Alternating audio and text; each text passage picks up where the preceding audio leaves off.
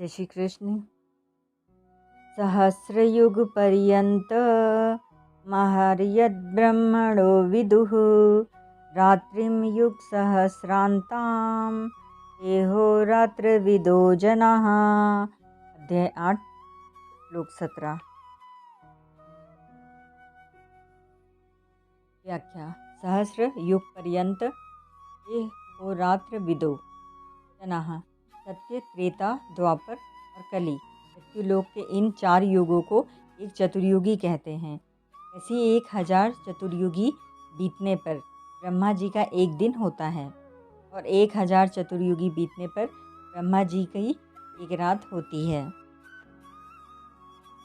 अत्यंत सूक्ष्म काल है।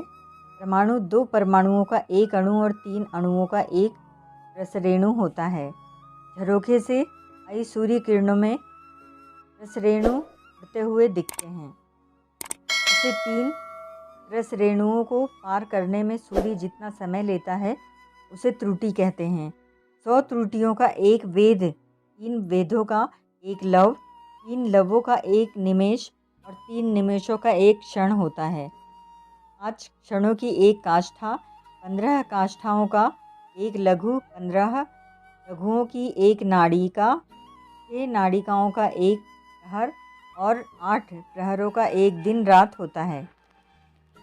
15 दिन रातों का एक पक्ष, 2 पक्षों का एक मास, 6 मासों का एक अयन और 2 अयनों का एक वर्ष होता है। इस प्रकार मनुष्यों के एक वर्ष के समान देवताओं की एक दिन रात है। अर्थात मनुष्यों का 6 महीनों का उत्तरायण देवताओं का दिन है और 6 महीनों का दक्षिणायन देवताओं की रात है।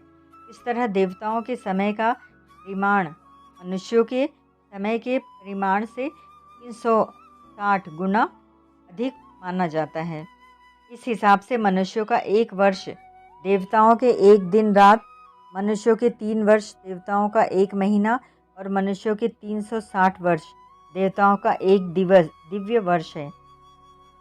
ऐसे ही मनुष्य के सत्य, त्रेता, द्वापर और कली ये 4 युग बीतने पर देवताओं का एक दिव्य युग होता है। अर्थात मनुष्यों के सतयुग के 17,28,000, त्रेता के 12,93,000, द्वापर के 8,64,000 और कलयुग के 4,32,000, ऐसे कुल 43,20,000 वर्षों के बीतने पर देवताओं का एक दिव्य युग होता है।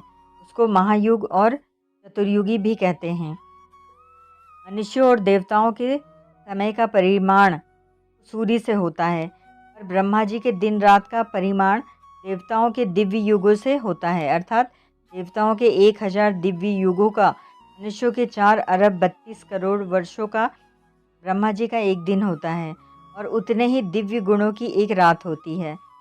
ब्रह्मा जी के इसी दिन को कल्प या सर्ग कहते हैं और रात को प्रलय कहते हैं। दिन रात की इस गणना के अनुसार 100 वर्षों की ब्रह्मा जी की आयु होती है। ब्रह्मा जी की आयु के 100 वर्ष बीतने पर ब्रह्मा जी परमात्मा में लीन हो जाते हैं और उनका ब्रह्मलोक भी प्रकृति में लीन हो जाता है तथा प्रकृति परमात्मा में लीन हो जाती है। कितनी ही बड़ी आयु क्यों न हो, वह भी काल की अवधि वाली ही होती है। ऊंचे से ऊंचे कहे जाने वाले जो भोग हैं वे भी संयोगजन्य होने से दुखों के ही कारण हैं।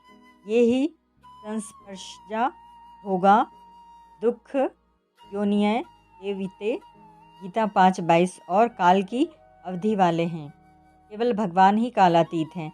इस प्रकार काल के तत्व को जानने वाले मनुष्य ब्रह्मलोक तक के दिव्य भोगों को किंचन मात्र भी महत्व नहीं देते। ओम तत्सत।